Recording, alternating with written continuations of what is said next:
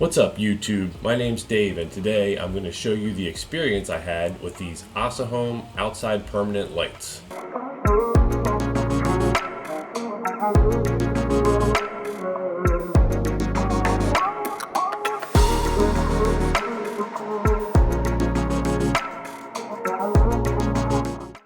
One of the first and most important things about your lighting project is deciding your layout and orientation of the lights. I chose to start over here on this first ridge roof line because this was the closest point of power. From there I traversed over towards the left, where I then had to make a splice and continue on up to the second roof line. Luckily in my case, this roof line that I started on has a little bit of an overhang where I could then stand to solder my wires for the second connection point. The 100-foot lighting kit I got comes with a 28.8 volt power supply. On one side is a standard plug, and off the second is a length of wire that leads to the first waterproof connection. These simply twist together and lock in place. The first connection is for the switch, which gives you three separate buttons: power on and off. The A button is for color adjustment, which allows you to cycle between some preset themes. And then the B button is a brightness adjustment setting. From the remote comes a length of wire which leads to a connection point for your first string of lights. I was able to run my wires from the inside of the garage through the soffit for a nice clean install. At this point, I used the included wipes to clean the roofline. Unfortunately, the active ingredient in the cleaner took away some of the paint on my soffit material. I decided to use a generic all-purpose cleaner from this point out. The included directions tell you to peel off the adhesive sticker and hold in place for greater than 5 seconds. I tried to apply pressure in different directions to ensure good adhesion. At this point of the project, the installation really picks up in pace. I made sure my wires were taut and not twisted, and preemptively held each light in place to see where it would fall. From there, I would just spray the roof line with some all-purpose cleaner, let it dry, and then adhere the next light.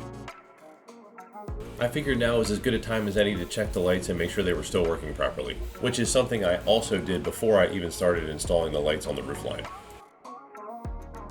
Having reached the end of the first roof line, this is where I ran into the biggest problem I encountered with this whole project. The included instructions claim that the lights are cut and spliceable, but they don't give much direction otherwise.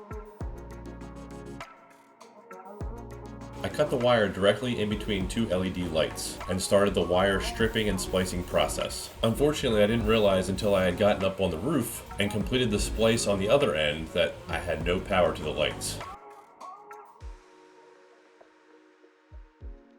Luckily, I used some temporary electric connectors rather than starting with soldering.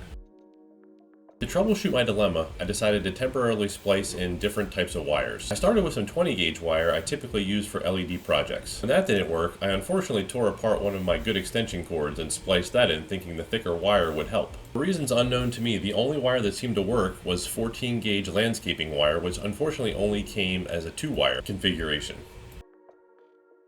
I opted to splice in the green wire from the extension cord I unfortunately cut up for the data wire. So just to summarize, the 14 gauge landscaping wire did positive and negative, and the green wire that I spliced in was for the data. I summarized these trials and tribulations within seconds of video, but the reality is that this process carried on through the evening and into the next morning. To this day, I wish I knew why one of several different types of wires worked and the others didn't. But the truth of the matter is, at this point, I was just happy the lights were working. I hired my neighbor who owns AMC Electric to use his bucket truck to complete the roof line. He did a great job managing the wire around different parts of the peak, and within 45 minutes he was finished. Tony, the owner, is a great guy, and if you're local to Maryland or surrounding regions with need for electrical work, Tony from AMC is your guy. Overall, I'm pretty happy with these Asahom lights that I purchased. They were one of the few kits in this price range that I found were able to do both warm and cool white lights, which I thought was a unique feature that I would use more than just the typical holiday accent light. One of the other things I didn't mention was that the kit also comes with a remote that has different functions and features that you can use if you don't feel like using the app. Although personally, I had lost this for the better part of a week. I just feel like the app is better and obviously has more functionality. The app, for example, gives you the ability to control individual lights and their color, or to turn them off if you so please, select from a range of warm to cool whites, generate and save your own favorites for future use, or quickly cycle through some pre-made lighting animations.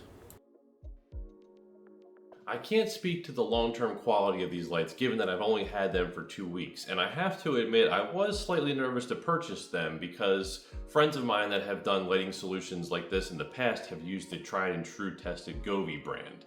They might be a lot more expensive, but they've also held up over the years, so I'm hoping these Asahom competitors are really starting to turn the market and give Govee a good competition. It seemed to me, for $200 and some of the more advanced features you get, including the ability to turn individual lights on and off, to change colors of individual lights, and as I mentioned before, to get the warm and cool whites, it didn't seem like a bad price in comparison to the Govee model you would have to buy comparatively.